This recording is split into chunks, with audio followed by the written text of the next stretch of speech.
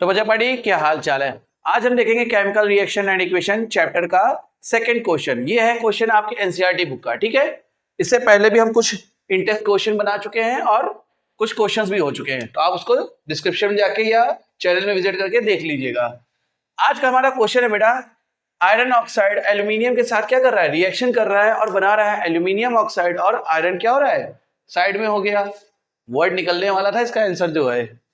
तो यहां पे बताना है कि the above reaction is a example of, ये रिएक्शन किसकी एग्जांपल है। पहला दिया है कॉम्बिनेशन रिएक्शन, सेकंड दिया है डबल डिस्प्लेसमेंट रिएक्शन, थर्ड है डिकम्पोजिशन रिएक्शन और चौथा है डिस्प्लेसमेंट रिएक्शन। तो जो बच्चे हैं जिन्होंने थोड़ा बहुत पढ़ रखा है वो समझ गए होंगे अब तक ये डिस्प्लेसमेंट रिएक्शन का एग्जांपल है और क्यों है। चलिए अब ये जानते हैं, ठीक है। आंसर क्या है, डी डिस्प्लेसमेंट रिएक्शन फाइनल। अब जानते हैं क्यों, क्योंकि हम बिना बोनस दिए नहीं मानते।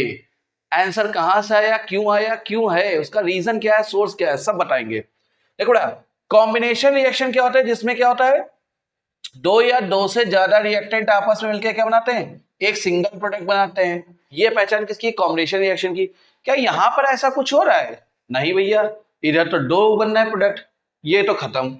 डबल डिस्प्लेसमेंट रिएक्शन में होता है बेटा कि दो क्या लेंगे, हम कंपाउंड लेंगे और उनके जो आयंस होते हैं वो आपस में क्या हो जाते हैं बेटा, एक्सचेंज हो जाते हैं, ऐसा कुछ बन जाएगा।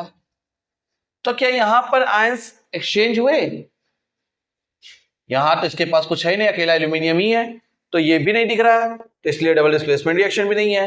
इसको भी क्रॉस करो, इसको भी क्रॉस करो। अगला है डिकम्पोजिशन रिएक्शन।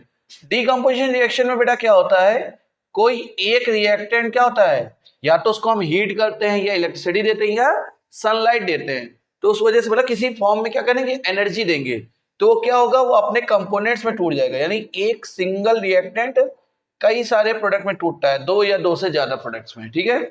तो ऐसा तो कुछ हो नहीं रहा, यहाँ सिंगल रिएक्टेंट तो दिख नहीं रहा है, इसका मतलब बेटा ये भी नहीं है। अब जानते हैं डिस्प्लेसमेंट रिएक्शन। तो डिस्प्लेसमेंट रिएक्शन में क्या होता है बेटा, जो मोर रिएक्टिव एलिमेंट होता है वो लेस रिएक्टिव एलिमेंट को क्या करता है, उसके कंपाउंड्स उसको डिस्प्लेस कर देता है। समझ में आया कि नहीं आया, यानी क्या हुआ, वही राजाओं वाला हाल, ताकतवर ने कमजोर को लात मार के भगा दिया।